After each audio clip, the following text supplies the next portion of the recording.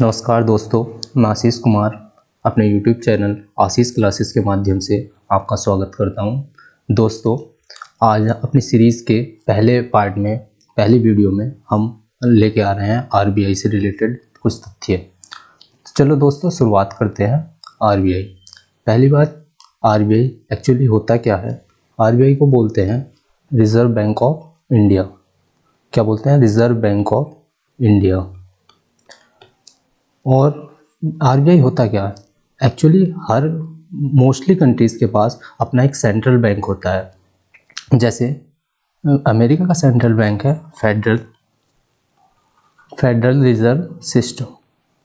उसी तरह जैसे चाइना का सेंट्रल बैंक है पीपल्स बैंक ऑफ चाइना, इसी प्रकार जो भारत का सेंट्रल बैंक है उसको RBI बोलते हैं।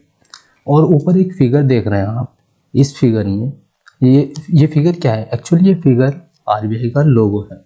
तो कई बार क्या होता है कि जो वनडे एग्ज़ाम होते हैं उनमें ये लोगो पूछ लिया जाता है कि इसमें क्या क्या चीज़ें हैं।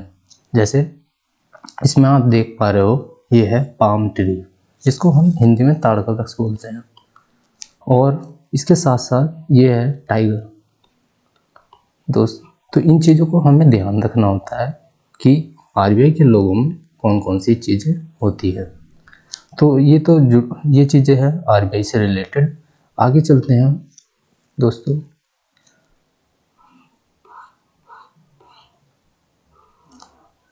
हाँ, अब बात करते हैं हम RBI के हिस्टोरिकल बैकग्राउंड के बारे में। एक्चुअली हिस्टोरिकल बैकग्राउंड कि कैसे इसकी इस्टेब्लिशमेंट हुआ, कैसे इसका कौन से रिकमेंडेशन, किसकी रिकमेंडेशन के आधार पर ये इसका इस्टेब्लिशमेंट हुआ। तो दोस्तों ध्यान रखना है, 1935 में क्या हुआ? इसका इस्टेब्लिशमेंट हुआ। और इसका इस्टेब्लिशमेंट किसके आधार पर हुआ? एक्चुअली एक कमीशन था, यंग हिल्टन कमीशन। दोस्तों, यंग हिल्टन कमीशन की जो सिफारिशों पे, मतलब रिकमेंडेशन पे 1934 एक्ट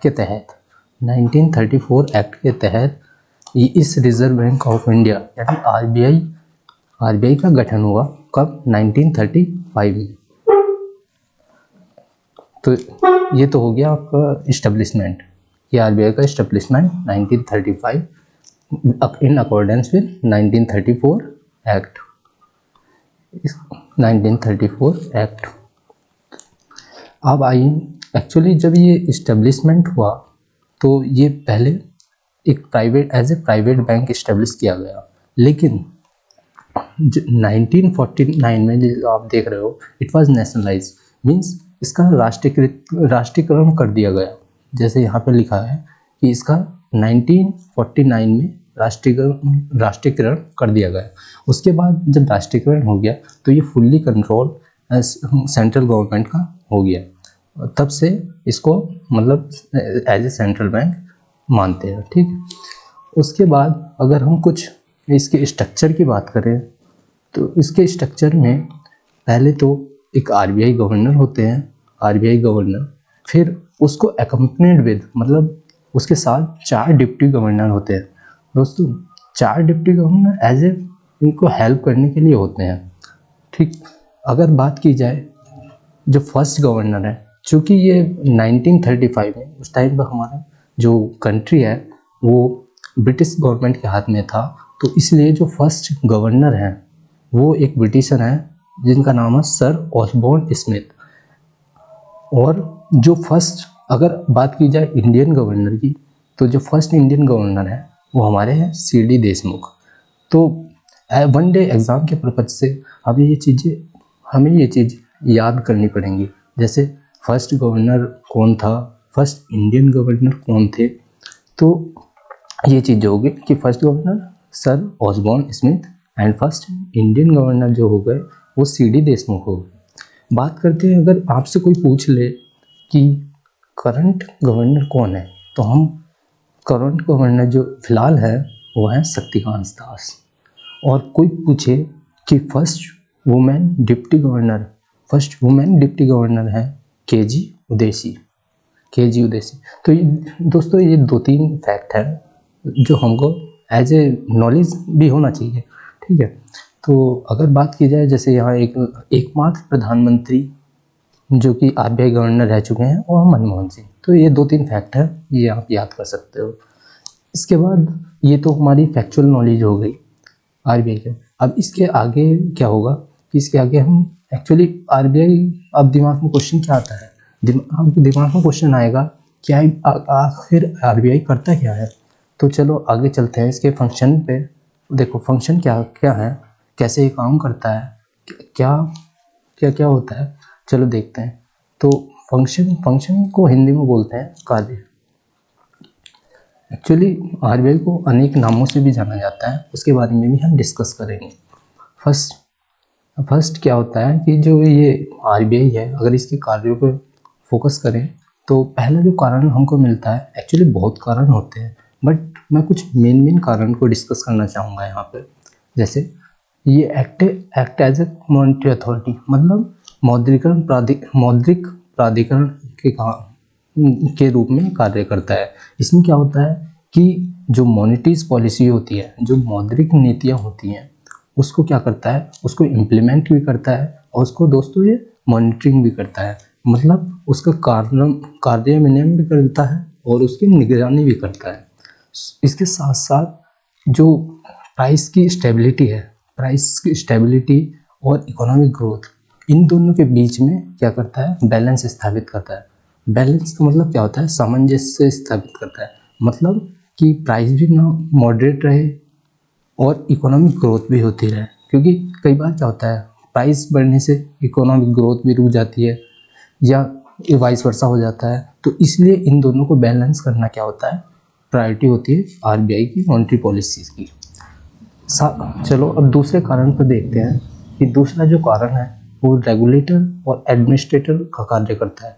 वो किसका एडमिनिस्ट्रेटर करेगा, एडमिनिस्ट्रेटर किसका करेगा, जो फाइनेंशियल सिस्टम है। दोस्तों फाइनेंशियल सिस्टम को जो रेगुलेट करता है वो अपना रिजर्व बैंक ऑफ इंडिया ही करता है। यहाँ पर हिंदी में भी यही लिखा है कि वित्तीय प्रणाली के नियामक और प्रशासक कौन होता है, वो आरबीआई होता है। तो इस फाइनेंशियल सिस्टम में क्या क्या चीज़ आती है, जैसे बहुत सारे पैरामीटर्स होते हैं, जैसे bank rate, repo rate, reverse repo rate. तो इन चीज़ों का जो डिटरमाइन करता है वो आरबीआई करता है। और ये एक्चुअली होते क्या हैं, bank rate, repo rate, reverse repo rate, इसको हम एक अलग वीडियो में डिस्कस कर लेंगे, एट लेंथ डिस्कस करेंगे बाद में, क्योंकि वीडियो ये वाला लंबा हो जाएगा, बाद में हम इसको डिस्कस कर लेंगे, ठीक है। इसके साथ साथ ये हो गया कि ये जो ये बैंक के पैरामीटर्स है, बैंकिंग ऑपरेशन के पैरामीटर्स हैं, उसको ये क्या करता है, रेगुलेट करता है। इसके साथ साथ जैसे और भी कई चीज़ें होती हैं दोस्तों, जैसे लाइसेंस इशू करना, बैंक को मर्जर करना, ब्रांच एक्सपेंशन करना, ये सभी काम किसके होते हैं, आरबीआई के होते हैं, ठीक है। हिंदी में ये लिखा है कि विदेशी मुद्रा का प्रबंधन करना, मुद्रा, ठीक है।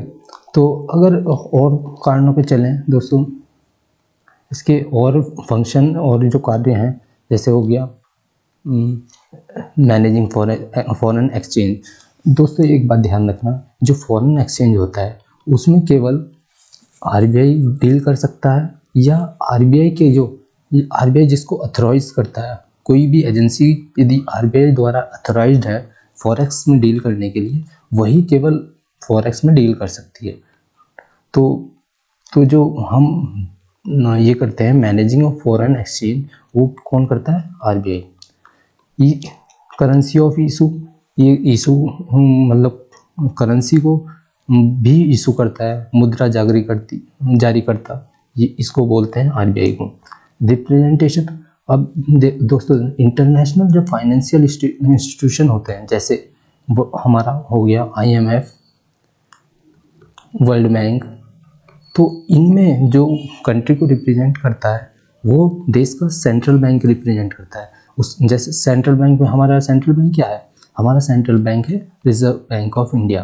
तो अगर हमको आईएमएफ में रिप्रेजेंट करना है, वर्ल्ड बैंक में रिप्रेजेंट करना है, तो उसमें कौन रिप्रेजेंट करता है, उसमें आरबीआई रिप्रेजेंट करता है। तो दोस्तों ये बात ध्यान रखना। फिर इसके साथ साथ जो सुपरवाइजर वो बैंक है वो भी आरबीआई को बोला जाता है, क्योंकि कोई भी बैंक है उसको सुपरवाइज करने का काम, सभी बैंकों को सुपरवाइज करने का काम भी आरबीआई का काम होता है। और इसको हम अनेक नामों से भी जानते हैं, जैसे बैंकर्स बैंक हो गया। बैंकर्स बैंक क्यों होता है? क्योंकि ये सभी बैंकों को इसमें अपना अकाउंट खुलवाना पड़ता है रिजर्व बैंक ऑफ इंडिया में। साथ ही साथ इसको क्या करते हैं, lender of the last resort भी बोला जाता है। ऐसे क्यों बोला जाता है? क्योंकि अगर कोई भी बैड टाइम्स आता है, कोई भी क्राइसिस की सिचुएशन आती है, तो ये आरबीआई क्या करता है, ये इन बैंकों को लोन प्रोवाइड करता है।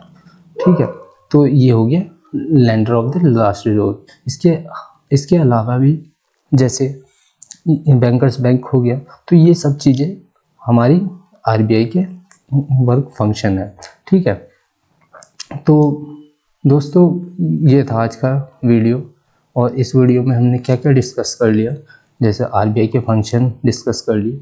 एक्चुअली ये इम्पोर्टेंट, आरबीआई के फंक्शन इम्पोर्टेंट चीज़ है, तो इसको ध्यान में रखना।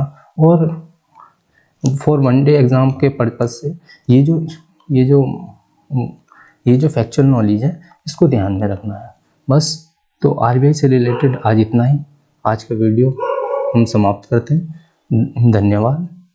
और इसी तरह वीडियो के लिए आप हमारे चैनल पर बने रहें, और वीडियो अच्छा लगा तो आप लाइक कीजिए, सब्सक्राइब कीजिए।